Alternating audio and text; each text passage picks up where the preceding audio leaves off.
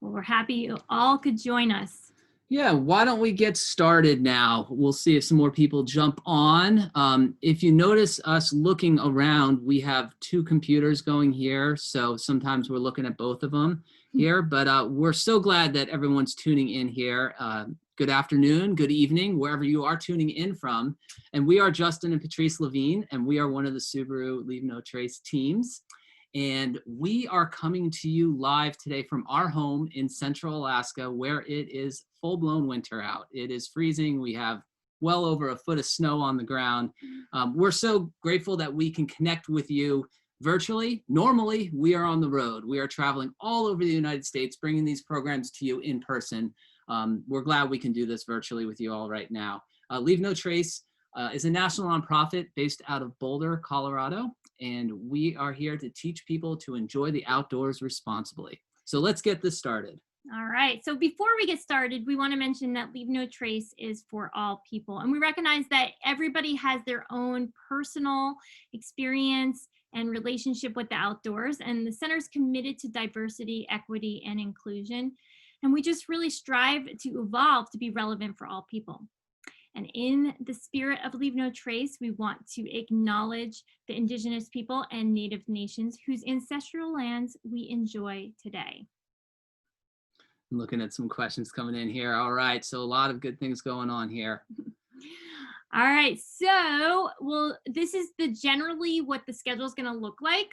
It's about a 45-minute program, and we're not going to take any breaks during it, but you certainly can. We don't see you on video, obviously, so if you step away from your computer, totally fine. We're not even going to notice the difference. And you can definitely drop questions in the chat at any time. Do know that there is a little bit of a delay as we look at the questions as they pop up. We have built-in time at the end of the program to answer questions, and you certainly can email us after the program and ask any follow-up questions as well. Yeah, all right. So we're going to start here with a little bit of history of Leave No Trace. As we said, we didn't say, but this is this webinar we're doing is open to everybody. And we usually teach webinars directed to certain groups, like it's the Boy Scout groups or tourism groups. So we don't know everyone's background of Leave No Trace. So we want to start with a little history and tell you guys a little bit about Leave No Trace. Leave No Trace really took off when the Wilderness Act was passed in 1964. And then in the 1970s, some federal land management agencies started to adopt some programs of Leave No Trace, kind of centered to the backcountry there. And then the U.S. Forest Service in 1980s established the No Trace program. And then in the 90s, we really kind of expanded this and started working with a lot of federal land management people.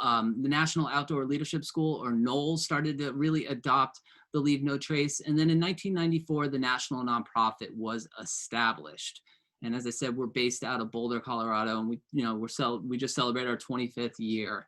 So funny story about Leave No Trace here is we used to be called Leave No Trace. We added the Center for Outdoor Ethics because in 2003, we thought this would be a good idea. We were getting confused with a witness protection agency. And so people were looking, what's this Leave No Trace? So we added the Center for Outdoor Ethics in 2003.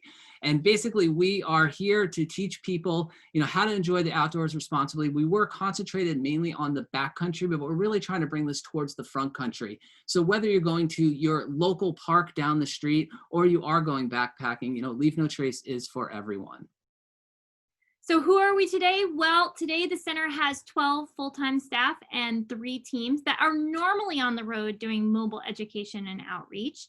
And under normal circumstances, we host nearly 600 events across 43 states, and we reach about 15 million people. And so, again, the ultimate goal is to really reach everybody with Leave No Trace education.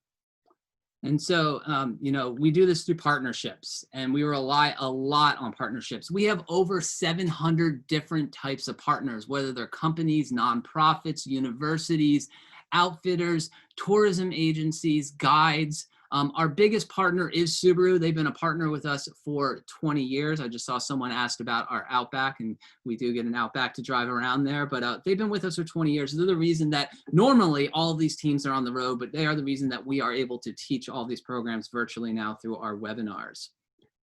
So we do call this kind of like a trickle down effect. How do we do all this education? We have a small staff, as Patrice said. We have, a few of us on the road, but we really rely on all of you to spread the word of Leave No Trace. We have over 35,000 trained volunteers across the country that provide this. We're a member-driven organization, and we just try to do this trickle down effect here. So believe it or not, 9 out of 10 people are not armed with Leave No Trace education when they go into the outdoors. And so what does that lead to? Well, that leads to a lot of preventable damage. Now, preventable is the operative word in that. And so, when we think about the impacts and our 7 principles of Leave No Trace, we really think about the impacts in 7 broad areas. So wildlife impacts, that is something that I'm sure all of you have seen in the headlines, just, maybe people getting a little too close to certain wildlife or feeding wildlife, whether it's accidental or intentional. So those impacts are pretty big. Now, social impacts, they're becoming more and more hitting headlines because overcrowding, more and more people are getting outside. And so really, there's user groups, there's conflicts, there's noise problems, and those impacts are becoming bigger and bigger. When it comes to vegetation and soil impacts, more people means that, there's more people maybe trampling wildflowers, or with soil, there's more erosion on trails. Trails are widening more and more. Campfire impacts, we saw a lot of people tuning in from California and Colorado. And so those people definitely know what unintended campfires can lead to, some unintentional wildfires even. So that's becoming more and more a problem. But even just alone, campfires are causing more scarring of the ground and whatnot. In terms of water resource impacts, more people means that there's more bug spray and sunscreen and fecal matter getting into our water sources. So that's definitely an impact that we're seeing become more widespread. And there are so many cultural and historic features that are out there that we're trying to preserve, and people sometimes just don't know the best way to respect them. So this is all part of that Leave No Trace education, all these impacts that we are trying to mitigate. So our public land use, our public lands are loved, and they are overloved. And we have, billions of people visiting our public lands. And this stands true even more in these troubled times. As the COVID has hit and the virus has hit, more people are escaping to the outdoors. So therefore, there are more impacts happening. And, it's not just, the one person that's going off trail or throwing your apple core out the window or trampling those flowers. It's a cumulative effect, and it's over. It's not the 1, the 2, it's the hundreds, it's the thousands, it's the millions of people that are getting out there. And we're just trying to really, decrease our footprint out there, trying to recreate responsibly on our lands. Now, we are a science-based organization. We are data-driven. We do a lot of our own research. We also rely a lot on universities and schools to do research. So we try to back up everything that we do teach. So we have 7 principles, and we're not going to talk through the details of all 7 principles, just really focusing on number 3, which is dispose of waste properly. And we're going to circle back to that in a moment. But for now, we have some hand signals that go along with our 7 principles, and it is a follow along activity. And the funny thing is, we're going to do it, but we don't know actually if you're following along, but we encourage you to. Yeah. So you can laugh at us, but you can also jump in and do this. So we can't see you. We're going to stop sharing our screen here, and we're going to jump on. We're big. All right. We're big. All right. So as we said, we have the 7 principles. You don't see them on the screen there, but we do have them behind us here. You can see almost all 7 of them there. And we're going to do these hand signals. So we hope that you guys do these along. So principle number 1, you see it right up there. Principle number 1 is to plan ahead and prepare. So you want to think about it and write it down. Are you following along? And write it down. So think about it and write it down. All right. Plan ahead and prepare. All right, principle number 2. You want to travel and camp on durable surfaces. So we want to walk and sleep. Walk and sleep. That was principle number 2, to travel and camp on durable surfaces. All right, principle number 3. Hold up your 3 fingers. Dispose of waste properly. Put those together and make yourself a little shovel or a trowel and dig a hole. Oh boy, why are we digging a hole? We'll talk about that in a little bit because we are going to dive into the dispose of waste properly. It has two parts. You know, it talks about our waste, but we're also going to talk about trash. And that's what you're here today to talk about. So that is principle number 3. We are going to talk about that one in more detail in a little bit. Principle number 4. You got 4 Hold fingers up. up? All right, leave what you find. So we you wanna want to stop. stop, And look around. Stop. look around. That's principle number 4. All right. Principle number 5, put 5 fingers up there. We want to minimize campfire impacts. So you got your campfire Make a little sizzling. campfire. We know how important that is today. Definitely with all the fires going on, we definitely want to minimize our campfire impact there. All right, principle number 6. Now this is the one that we think most people remember. When we teach this in person, we see everyone running around doing this. You want to put 3 fingers up here. Where am I there? 3 fingers there, 3 fingers here. Put those up. All right, you want to respect wildlife. So you got your antlers and respect wildlife there. Are you guys following along? Following along there, we actually see lots of antlers here with the caribou and the moose. We have them all over, including in our backyard. So you want to respect wildlife right there. That's principle number 6. All right. All right. Principle number 7. So hold up 2 fingers and 5, and we want to be respectful of other visitors. So we want to say peace and wave, peace and wave. All right. Well, we hope you guys participated in that. You got a little chuckle. You're going to remember some of those. I bet you're going to remember that one. All right, we're going to get back to sharing our screen and going back to that presentation because we are going to return to that principle number 3, which is dispose of waste properly. All right. So as we said, dispose of waste properly. Principle number 3, we had those 3 fingers up and we were digging. So what that means is we're digging a hole there to bury our waste. A lot of times when we're in the backcountry, there aren't restrooms. And right now with COVID going on and limited resources, sometimes restrooms are closed in the parks. And so you really need to think about what are you going to do with your waste? Certainly packing it out. You can certainly do that. But if you can't, you could certainly dig a hole. You want to dig a hole about 6 to 8 inches deep. You want to make sure that you're 200 feet away from just about everything. Campsite, water, trails. You want to be out there so no one can find you and no one can find what you did. And then you want to bury it. Yes. Oh, I was just going to say, I'm just going to chime in because somebody also did chime in on our chat and said, just do note that every area is different and they have different recommendations. So you definitely want to follow those recommendations and use facilities as the first and foremost. But when there's no facilities, following our recommendations, that's a good rule of thumb. Yeah, absolutely. So you want to make sure that you do pack out your toilet paper too. You want to make sure that maybe you don't use toilet paper. You can use natural objects there. And Patrice and I, we continue to do that all the time when we're in the backcountry. You also want to make sure that, you know, you're washing your dishes away from anything. There's a lot of things that go along with dispose of waste properly. Now, we're not going to talk about human waste. We want to talk about the other half of dispose of waste properly, and that is our garbage. And that is, you always hear this, pack it in, pack it out. It is something we talk about, something we want to do even more in these times, because as I said, those visits, they're just going up and up in our parks. Yes, and so when it comes to trash, you know, this program, we call it the Rotten Truth About Trash. And we're going to play a really fun game. In fact, I'm going to drop a link in the chat. It is a link to our trash timeline game. And we're going to play a little version of our trash timeline game because we're hoping that after you go through this program with us, that you're going to go out and you're going to take a pledge to do a mini cleanup, whether it's on your street or maybe your local park, or maybe you're going to your favorite trail.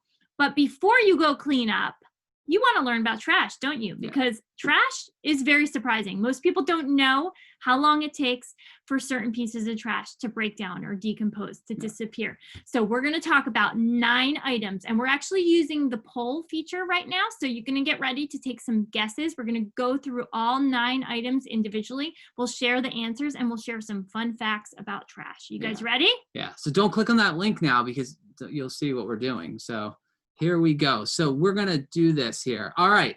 So these are items we're talking about if we threw these out kind of out in the middle of nowhere. Now we know sometimes in different environments like arid environments or cold environments, it will be a little bit different. But if we threw this out, an orange or banana peel in the middle of that field outside your house right there, in the middle of nowhere, how long would it take for this to decompose and to break down.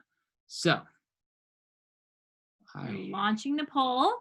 And so you guys, we're going to give you about a minute or so. We're going to see how many people check in with their answers, and go ahead and put your answer in there. We see the answers coming in. So we're not talking about in a compost or anything like that. We're just kind of talking out, and how long will it take for this to break down and decompose back into the earth? So we'll probably do about a minute for each poll. We have about 30 seconds left in this, and a lot of answers are coming in here, and we're going to share this in a little bit, and then we'll share the correct answer and talk a little bit about that. See the guesses coming in. Very good. Give it a few more seconds, like 20 seconds. Go ahead and chime in on that poll if you haven't already.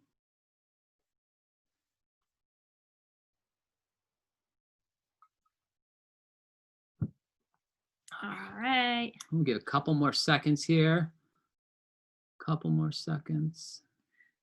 All right, so we are going to end the poll in 5, 4, 3, 2, 1. We're going to see what you all guessed here. Here we go. Looks like the majority of people said 2 years, and guess what? That is the correct answer. It takes up to 2 years for that orange or banana peel to break down. Now, again, we're talking if we just threw it into a field or on a trail. And I think that a lot of people think that it's quicker. And that's maybe why some people have the habit of chucking out their car window. But we really want to get away from that because it's taking up to 2 years to decompose. And if we are throwing it out our car window, we might be attracting wildlife to the roadside. And really, we don't want wildlife eating our people food because it's just crummies in their tummies. It's not good for their stomach or their system. So up to 2 years for their orange and banana peel. All right, so we are going to move on to item number 2. All right.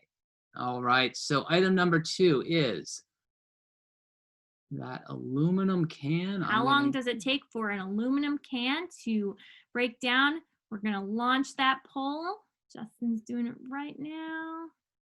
All right, it is launched. Throw in your votes there. It looks like we have 8 weeks, 8 years, 80 years, or 800 years for an aluminum can to break down, decompose, and turn back into soil.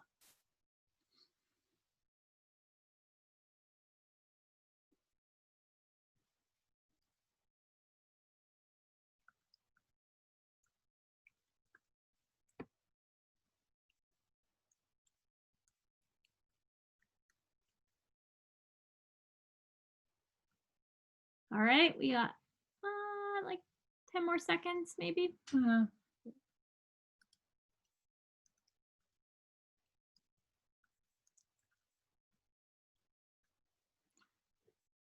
Okay. A lot of good answers coming in. You want to stop it now? Yep. Oh, all right. I'm going to get 2, 3, and I'm going to end it. I'm going to share the results. This was close. It was close. So the majority of people did say 80 years, which is the correct answer. It is, other people said 800 years, and it's better to think longer, really. Yeah, so aluminum cans, they take about 80 to 100 years to completely break down. Obviously, we don't want to throw these aluminum cans out on the ground. What we want to do with them is we want to recycle them.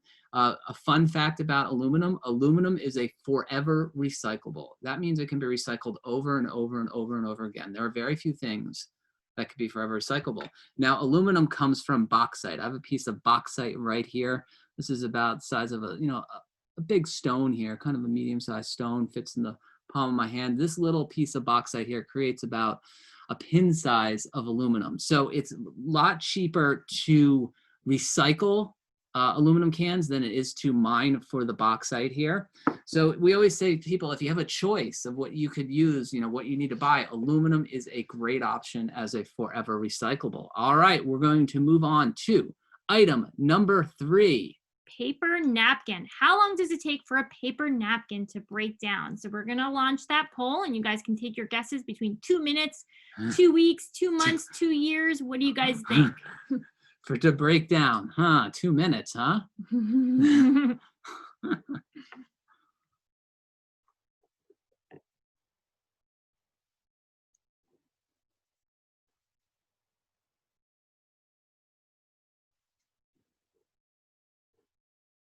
All right. Oh, votes all are right, we'll give coming in. it give it maybe about 10 more seconds here. A lot of good votes coming in. What we always like to tell people is if you're not sure, always think more. It always helps. Can't find my there it is. All right, 5, 4, 3, 2, 1. I'm gonna end that. We're gonna share the results. Now check this out. So Majority of people said 2 months, but the answer is actually 2 to 4 weeks. And Yeah. as Justin said, it is better to think longer sometimes. And 2 to 4 weeks, it's not really a long time, but it's still, there's plenty of options to reduce this waste. There's plenty of options to refuse. Justin and I tend to carry, since we're driving around a lot, we carry our reusable napkins in the car so we can always refuse those paper napkins, because again, 2 to 4 weeks doesn't seem like a long time, but it's still a piece of trash. Another thing to be mindful about as we're getting into winter, a lot of times you'll have like your tissues, your nose is running and you stuff it in your pocket and then you pull out your gloves, maybe your tissue just flies out. So 2 to 4 weeks for that to break down. We don't want to leave that on the trail or on our street. yeah, and now paper, we're talking about paper napkins here. There's all different types of paper out there. So saying a little bit longer certainly is true for some other paper items that are out there, but paper napkins, we can certainly avoid those and carry around your own. All right. Next item. Oh, Ooh, here we go. disposable diaper. This is a good one. When we teach this in person, we have a diaper with us and we bring it around and we show everyone that diaper. So disposable diaper, if we threw this out in the middle of nowhere, how long would it take a diaper to break down and completely decompose? Oddly enough, Justin and I have seen diapers out there on trails. We see them on trails. You see them in the parking lots of trails a lot. So yeah. So we had 45 days, 45 years, 450 years, or 4,000 years for a diaper to break down. All right, so we're going to let some more guesses come in. We'll give another 10 seconds or go. Can't find my arrow. All right. Okay, we're going to do about 5, 4, 3, 2, 1. I'm going to end the poll here. I am going to share the results and look at this. Not 45 days, not 45 years, but it takes 450 years. So a lot of you, 61%, got that correct. 450 years for a diaper to completely decompose. And you know what's staggering about this then? Think about this. Every diaper ever made is still in the landfill. The first diapers were commercially produced in 1948. So there are a lot of diapers out there. Now, sometimes people say, how do you know it takes 450 years? They haven't been around that long. But we have data where we do half-lives of research of the diaper. So that's how we can figure out it takes 450 years. Now, are there alternatives? Yes, there are. Before we use these, we certainly use cloth diapers. We are not ones to judge at all. We don't have children. So we always tell people, whatever you need to do, but it's just a staggering fact that it takes 450 years for a diaper to decompose. All right, so what are we on? Item number 5? Is this 5? Yes, this is item number 5, plastic utensils. Yes, somebody just made a comment about, living in a throwaway society. Plastic utensils is a good example of that. So how long does it take for plastic utensils to break down? What are your guesses? We have 10 years, 100 years, 1,000 years, or never. Plastic utensils, there are all types of plastics out there, lots of different plastics all over the place. And so we're going to probably have a couple more plastic items coming up too. All right, so as these are coming in. Votes are coming in. All right, so a lot of good votes coming in. We have the 10 years, 100 years, 1,000 years, and never. Okay, I think those are all the votes. Go ahead and We'll do end about it. 5, 4, 3. All right, I'm going to end the poll here. I'm going to share the results, and there you guys go. Guys, you got it right. Well, the majority of people said 1,000 years here. And yeah, and the plastic utensils, believe it or not, such a small item takes 1,000 years to break down. Justin mentioned before launching that poll that plastic comes in a great variety. We're not going to get into the science behind plastic and how it's made, but every piece of plastic that you see out there is different. Plastic utensils, they cannot be recycled, and they normally end up in all the wrong places. You probably have seen some floating, say, in waterways or in the sea. It's such a small item, but it leaves a big impact. And again, we do live in a throwaway society, but this is something that we can easily refuse. Again, since Justin and I are typically living out of our car, we try to always have our reusable utensils with us so we're ready to go and we can always refuse. Yeah, so we bring these with us. And someone just threw in a comment there about microplastics, and that is absolutely correct. A lot of these items do break into microplastics, and we're going to we're alluding to that. We're going to get to that soon and talk about more plastics here. Oh, here's another one. Plastic straws. So this would be so again, this is a different type of plastic than the utensils. So how long does it take the plastic straw to break down? What are your guesses? We have 2 years, 20 years, 200 years, or 2,000 years. Plastic straws. All right.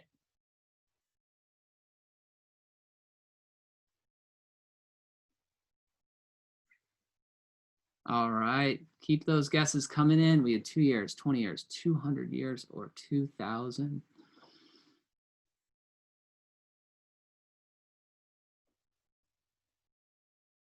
All right, gonna give it 5, 4, 3, 2, 1. I'm gonna end the poll here. We're gonna share your guys' results, and look at that, 61% of you said 200 years. That is absolutely correct. It takes about 200 years for a plastic straw to completely decompose. Now, what can we do? The best thing we can do is refuse. And we say this about a lot of things. We can refuse the plastic straws. If we're going out to dinner, you could say, I'd like the water or my soda, but please no straw. And you can refuse them. We could use other types of straws that are made of other materials. So bamboo, paper, metal straws. We have our reusable straw right here with a little silicone top and a metal here. So you can use all different types of reusable straws. A funny fact here, when straws were made, they were made paper.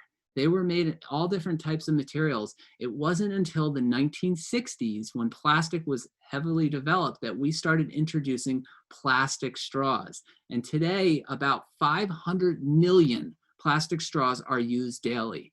And plastic straws are not recyclable. So a lot of times they end up in the landfill, and unfortunately, they also end up in our ocean. Mm-hmm. All right, so we are going to move on to the next item, which is styrofoam containers, you know, like your to-go containers. So let's see. We're going to launch that poll and ask you, go ahead and do that, and ask you how long it takes for styrofoam containers to break down. All right. What are your guesses? Here we go. We have choices of 100 years, 500 years, 5,000 years, or never.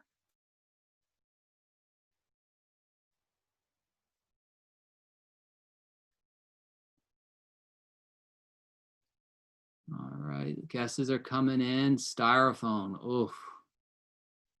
Good old styrofoam.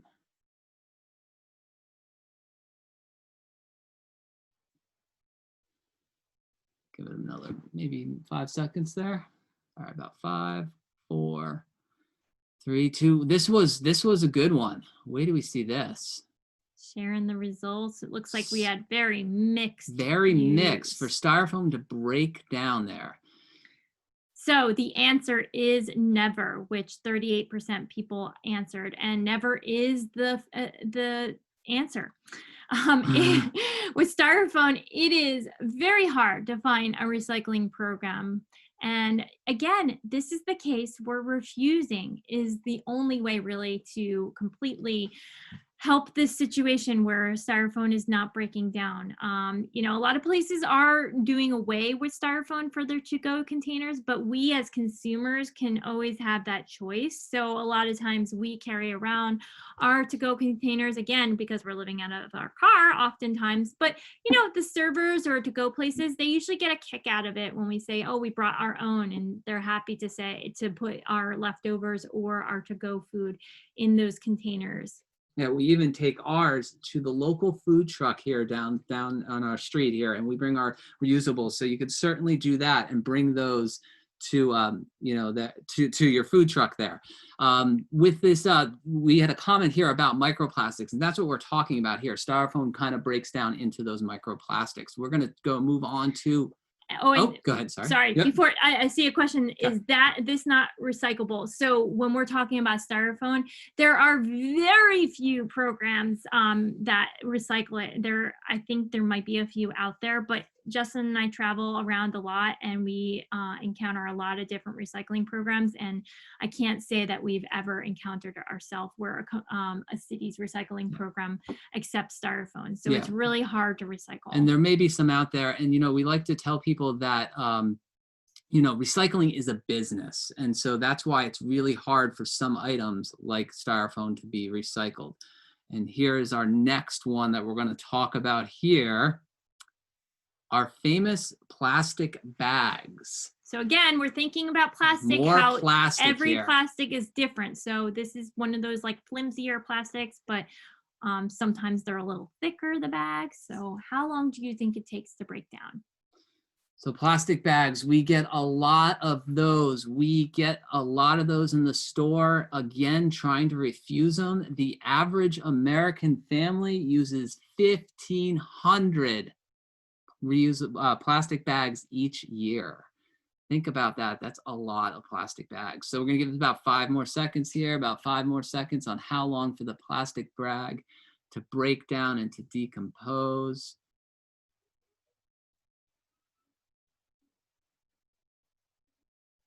Yep. All right. I'm going to end the poll here. Going to share it with you all. And so we said 5 years, 50 years, 500, or 5,000.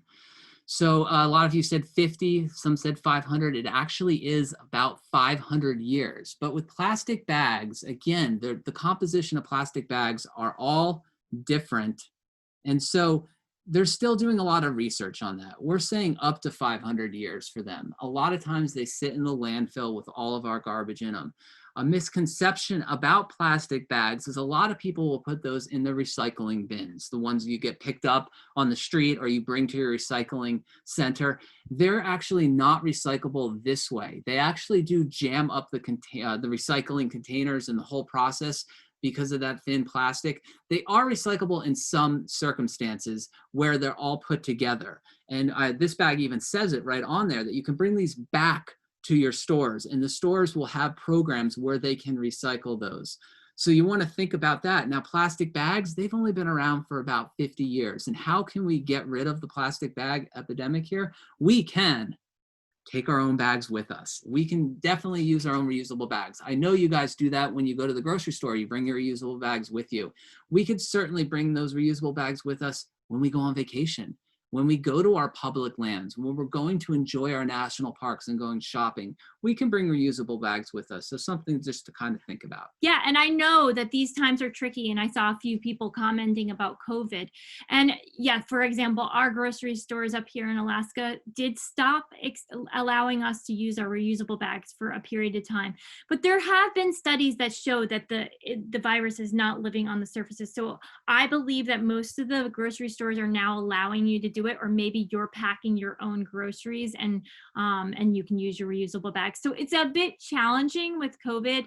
And again, same thing with like reusable coffee mugs and all of these reusables when we go for takeout, that it is a little harder, but when it's available, when you're allowed. Yeah, when you're available, and we totally understand with the virus and everything, you got to do what is at your comfort level, and every location is different. Yeah, and whatever the business too. Again, it's always just best to check with that business what they're allowing, because you have to respect what their rules are. Absolutely. All right. Let us move on to the famous plastic bottle, our plastic water bottles. Let us Last launch poll. this. This I is- have a feeling a lot of you are going to get this here. Our plastic water bottles.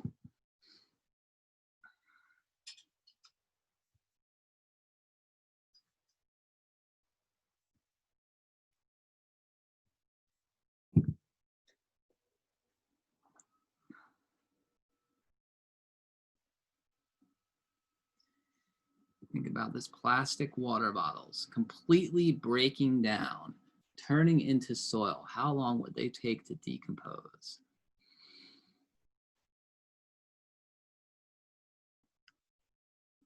Oh, I thought you guys would get this. Some of you did. All right, give about 5 more seconds. 4, 3, 2, 1. We're going to end the pool. We are going to share the results. We said 100 years, 500 years, 10,000 years are never the right answer. And this is when we talk about the microplastics. There is absolutely never.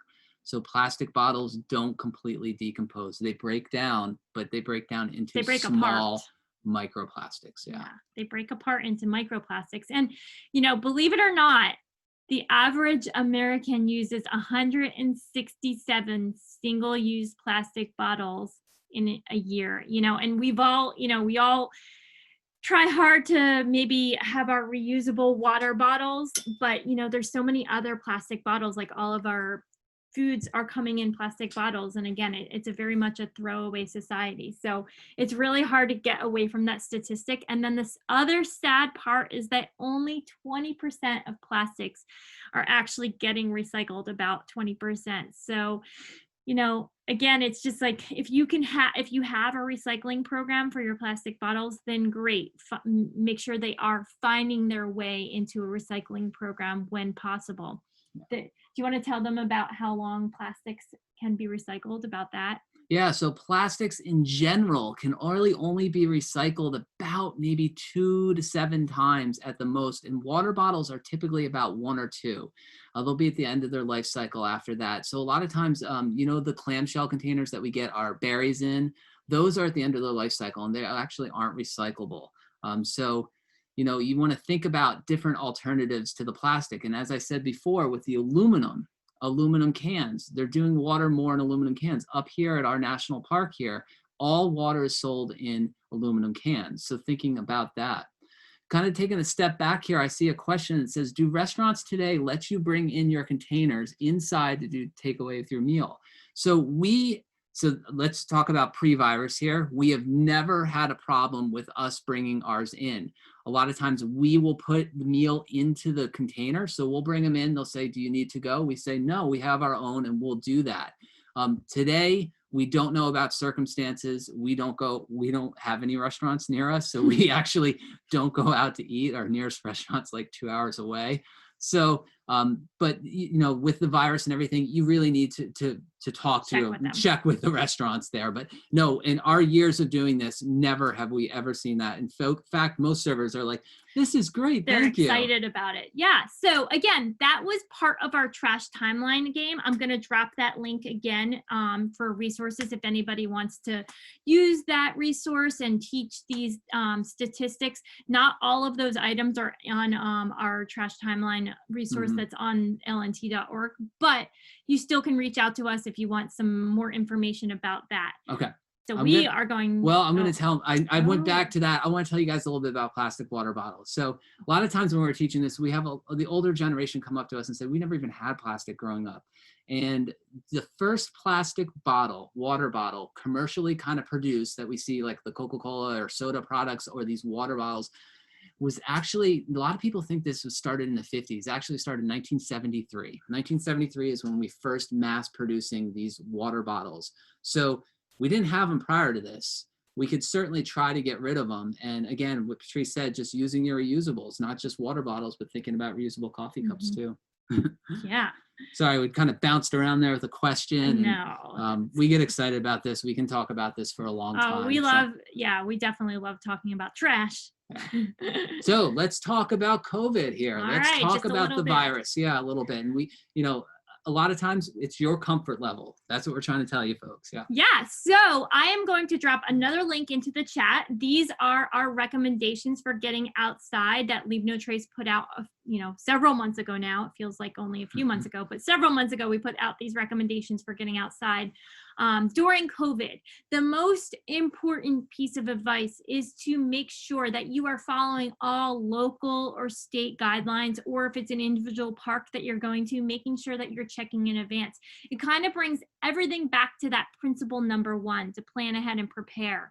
Really, what we want you to do is to check in advance. With limited staff and resources, maybe there's closed facilities, maybe the parks are closed, maybe the restrooms are closed, maybe you have to plan ahead and prepare and bring your own toilet paper, hand sanitizer, or maybe you have to learn how to go to the bathroom in the outdoors. And we definitely have some videos on our YouTube channel, on Leave No Trace's YouTube channel, to teach you properly how to go to the bathroom in the outdoors. So another thing to think about is to have a backup plan. When you're going to some of these areas and they are crowded and you really want to keep that physical distance, then maybe have a plan B and go to a less crowded area. And just being respectful and considerate of other visitors. It really goes a long way to, keep your physical distance, wearing your face coverings, again, following those rules, and just, the outdoors is for everybody. So we just want to be kind. It goes a long way. Absolutely. And as we said, more and more people are getting to the outdoors now. It's our only escape. So really, we want to share this with everyone. And what Patrice said definitely rings true. Just, be kind to others, and certainly wear your face coverings, and make sure you're trying to be safe out there. So since we're teaching such a broad audience here about Leave No Trace, some of you may have never even heard of Leave No Trace, or just heard of the concept and really didn't know that we were a national nonprofit and that we really teach this. And what you guys just went through right there was a mini awareness workshop. Now, our awareness workshops we typically teach are anywhere from 30 minutes, which we just did, to a full day workshop. And with all these principles here, we can really dive into those and talk a lot about those.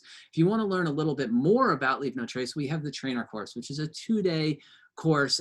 It dives into more details about this. It lets you be able to teach awareness workshops there. And then our master educator course. And I saw a comment on there about someone who is a master educator. We love our master educators.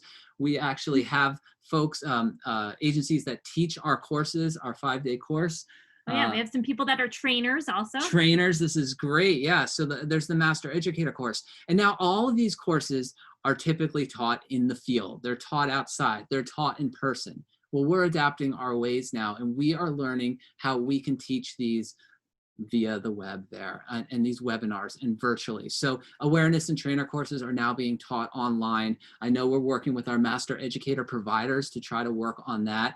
So what we're just trying to do is get you guys to spread the word. If you want to learn more about Leave No Trace, you go to lnt.org. I'm sure Patrice will drop our website there, but lnt.org, and you can find local places in your community that are teaching these, whether they're in person or online right now. And hopefully, within a year or two, we'll all be out there teaching these in person again. So as I said, it's kind of a trickle down effect, Leave No Trace. It's what we rely on others to teach this. We have, 35,000 volunteers. We have, those 700 community partners. We have 8,000 members, individual members. How you can get involved is being a member, getting your community involved in Leave No Trace, and getting yourself involved, and just passing down some information. Today, you learned a couple things, whether it's that principle number 6 there, or some information about that diaper. You can pass this information on to others, and it's that trickle down effect. Well, speaking of passing it on, we have a challenge for you before we let you go. We are hoping that you will all help us do a nationwide cleanup, or maybe a worldwide cleanup, depending on where people are tuning in from. I am dropping a link into the chat, and what we want people to do is this week until November 1st, we want everybody to go out and do a little cleanup. So we have a pledge that I just dropped into the chat, a link to the pledge. We want you to take that pledge, go out on your street, at your local park, maybe at your school parking lot or grocery parking lot, and just do a little cleanup. and collect some trash. Share with us on social media. We're big on social media. So use that hashtag leave no trash. Tell us about the trash that you picked up. Yeah. And when you sign up for that pledge, we are entering you into a giveaway, so you can actually win some prizes. I Some mean, sweet how do you want to get prizes. rewarded for picking up some trash, right? Yeah. All right, so definitely. Oh, I see some people clean up a community park weekly. That is awesome. Took the pledge yesterday. Even if you're doing this regularly, certainly do this, and certainly do this safely. We want you guys to be safe out there. You know, we want to make sure that, you know, everyone is safe, but you can certainly clean up trash. You can wear gloves, you can wear your face coverings, we can sanitize afterwards. We certainly can keep our community clean. Patrice and I, we did a cleanup a couple weeks ago, and after that it snowed. So we have a foot of snow. It's really hard for us to do cleanups now, but you guys can certainly do this. Be safe. We really appreciate everything that you guys do. Remember to leave no trash and leave no trace. Respect your world. And we want to thank you all for tuning in. And you can certainly check lnt.org for any more information about Leave No Trace or about the Leave No Trash campaign. Yeah, we'll take some questions now. I did see a question come in from somebody, and they asked us if we knew what percentage of trash ends up as part of Trash Island. Sorry that we do not have that statistic readily available. I betcha we could try to track it down. I think that would be hard to figure out what percentage actually ends up on trash. Trash ends up there, yeah. I mean, as we said, a lot of this trash becomes micro trash and it floats out to the sea. So it's becoming more and more a problem, especially with those microplastics. Yeah, those straws. And I will put our email like in here, so somebody, if you need to reach out to us. Yeah, certainly reach out to us. Reach out to anyone on lnt.org. We have all of our staff on there, all of our information from education director to everyone. So if you have any questions, any other questions? I think I did see a question about paper bag and the breakdown rate for a paper bag. Let me see if I'm getting that right. How long does it take a paper bag to recycle? I think you meant to break. Maybe you were asking about the breakdown, but paper again comes in a great variety. And do you know we don't know offhand of a paper bag. Now, again, as we said, with that paper napkin being about 2 to 4 weeks, there are different types of paper napkins. There's thicker paper napkins, there's paper towels, there's toilet paper. So paper in general is a very kind of broad area, and but recycling is something we can do with just about all paper. Yes, and it's complicated. Recycling is complicated. Some programs want you to separate your colored paper from plain paper or newspapers and whatnot. And paper bag is a better choice than a plastic bag. Definitely, it takes quicker to break down. Yeah, so we're gonna hang out here for a while till everyone kind of logs off and see if some questions come in. We do appreciate you all tuning in. Be safe. Definitely enjoy your world. Get outside. And I see a question, when it comes to electronic devices and sometimes even carts that get dumped, how long would they take to decay? Never is the question. And, you know, again, that is very complicated, but with the electronics, there are very special recycling programs because a lot of times there's chemicals in there that they need to separate. I don't know the whole science behind it. Yeah, they can take out. But a lot of transfer stations will have a program that they might accept electronics. Sometimes you have to pay a fee because there is work behind it when they're recycling the certain pieces of it. They have to separate the pieces that can be recycled or that have to go to the landfill or that need to be safely disposed of. Yeah, so you have to look for special programs for that, for recycling electronics and all that. And there is a program out there called TerraCycle. TerraCycle actually recycles odd and different things. So from deodorant tubes to toothpaste containers. So TerraCycle is something that we are getting very much involved with Leave No Trace and Subaru. They are a big part of TerraCycle. So that we use TerraCycle. We have a program that we recycle all of our chip bags, all of our like wrappers, our crinkly wrappers that are sent to TerraCycle, and they create benches and picnic tables. So that is something. Yeah, someone said TerraCycle's neat. We love TerraCycle, yeah. All right, any other questions? We're going to continue to hang out. Let me see if there's a question here. Okay, somebody asked, let's see, do you feel... Oh, somebody asked about in relation to COVID, are people maybe giving up on a low waste lifestyle and because of the virus? And, you know, again, I think that the virus has created so many different challenges for so many different people that maybe thinking about waste has taken a back burner, but it's all about personal ethics and people just making their own decisions, and we can't be judgmental about what other people are deciding to do.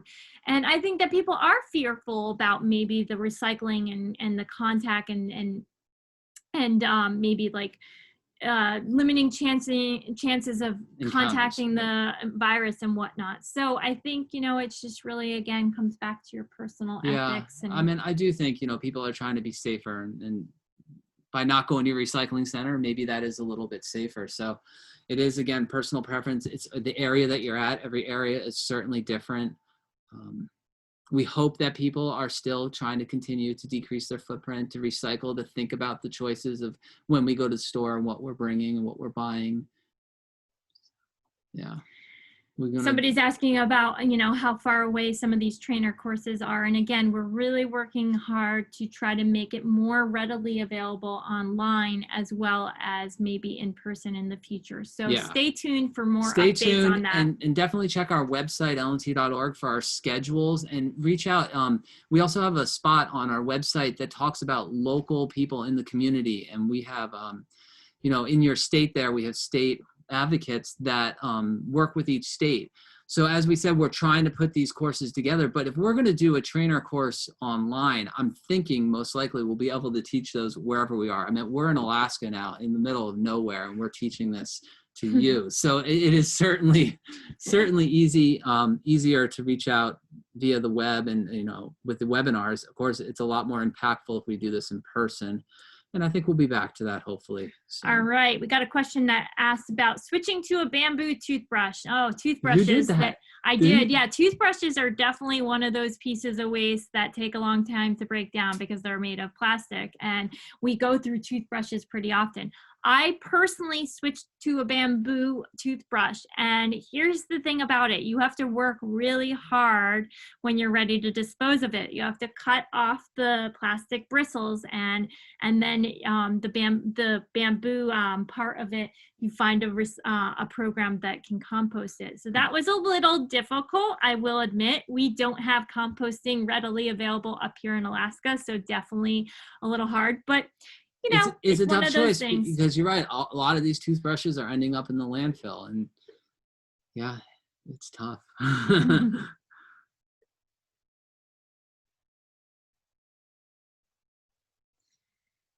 Oh, somebody said that they took the online course, trainer course in April, and it worked out great. It was online, huh? 6 2-hour meetings over 3 weeks. That's Cool. wonderful to hear that you had a good experience with that. We like to hear that. Yeah. Again, it's that trickle down effect. So we hope that more and more people are offering trainer courses online for the public, making it more accessible. Because again, we really just want Leave No Trace to spread everywhere. Yeah.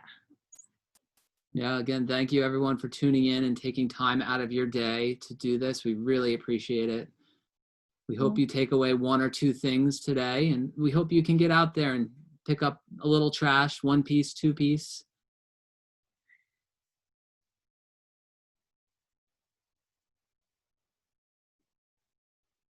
Thank you. Lots of thank yous coming in. Yeah, lots of thanks, guys. We appreciate it.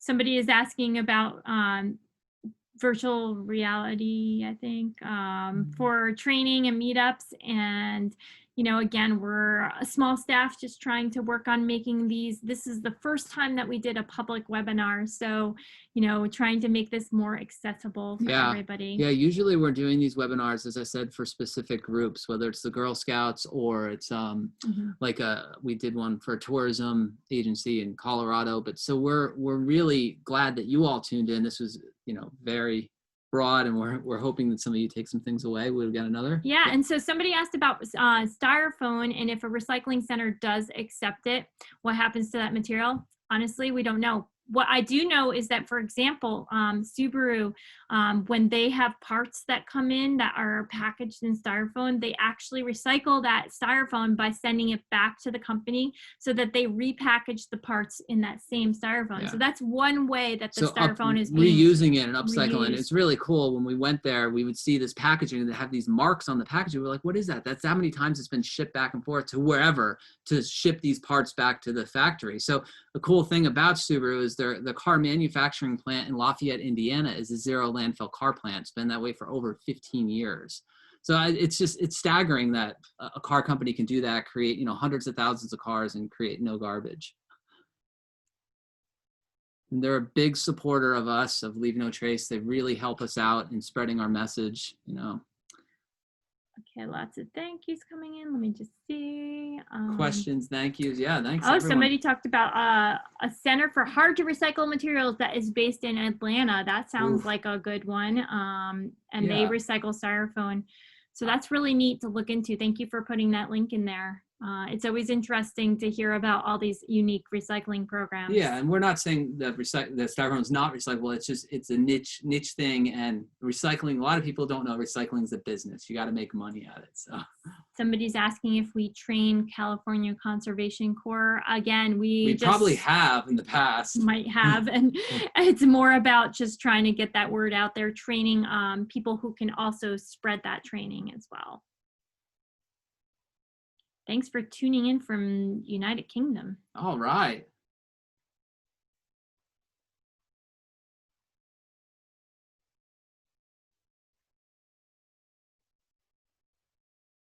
Oh yeah, somebody just mentioned, and this is something we forgot to say, we always like to say this, that recycling can be easily contaminated. So every program is different. It's a business, and when you mix them, sometimes they are contaminated, and then some of that recycling can't actually be recycled. Yeah, then. and so one thing we say is when in doubt, just throw it out. If you're really not sure, like, is this recyclable? I don't know. It's better to throw it away because then it will contaminate, you know, the whole recycling. So when your recycling goes to this recycling center, they open up that bag and they look in, they see something that's not recyclable. Most of the time, they don't sort through that. It actually ends up in the landfill. One of the biggest misconceptions out there, I'll go, is coffee cups. Coffee cups. So many people think the paper coffee cups are recyclable. In fact, they are not recyclable. They have a thin coat of plastic on the inside that makes them not recyclable. It's the #1 contaminant to recycling is those paper cups. So you put those in there, it contaminates the rest of the recycling. They're not recyclable. So hence, bringing your own cup. We do that at the coffee shop when we go home. You know, we're around your home there. You bring your own cup. You can bring it with you on vacation. So you don't need to buy coffee in a coffee cup. And of course, some places are not allowing you to bring right your now. own right now. Right now, yeah, some places aren't allowing it, and that's a tough thing. But we'll hopefully be back to normal. Yeah, thank you everyone for all the comments. Thanks for everyone for tuning in. We greatly appreciate it.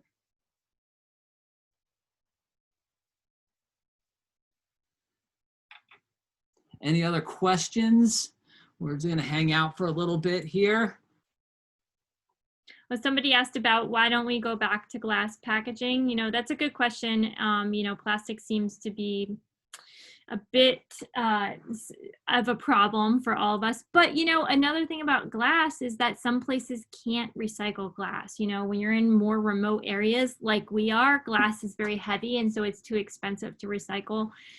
They are finding unique uses for glass. So, Yeah, you know, I don't know that there's any easy answer with any of these products. I know. I wonder what it's like, you know, in the 40s and 50s with the reusable, with the glass bottles, getting those refilled.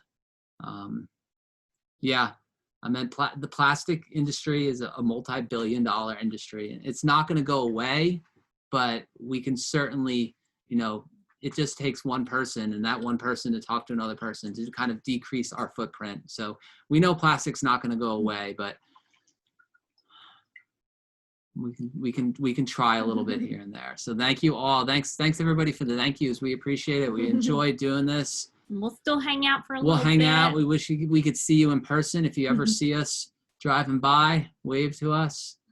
And hopefully we'll be back in person. Hopefully next year. We hope. Thank you all. We can't wait to Thanks. see how much trash you all pick up. Yeah, we'll be checking online. We want to see you. Leave no trash. Don't forget to tag us. Leave no trace. Leave no trash. Enjoy your world. Don't feed the landfills, everyone.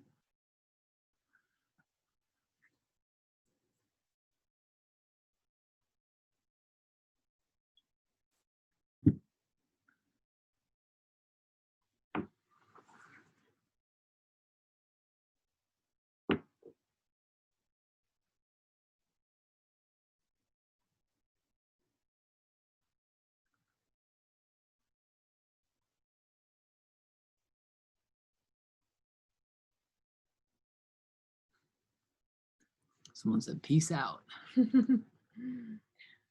Recording.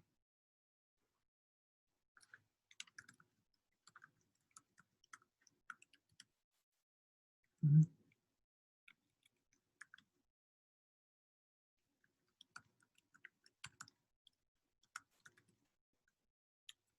So,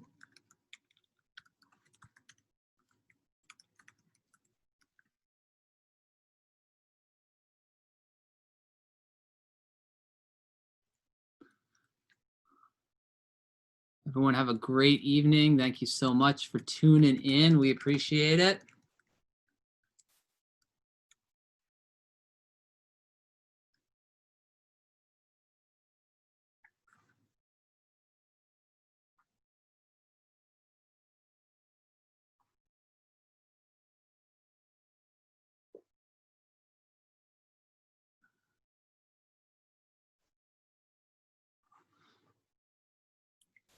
Got a couple people still on. Thanks you all.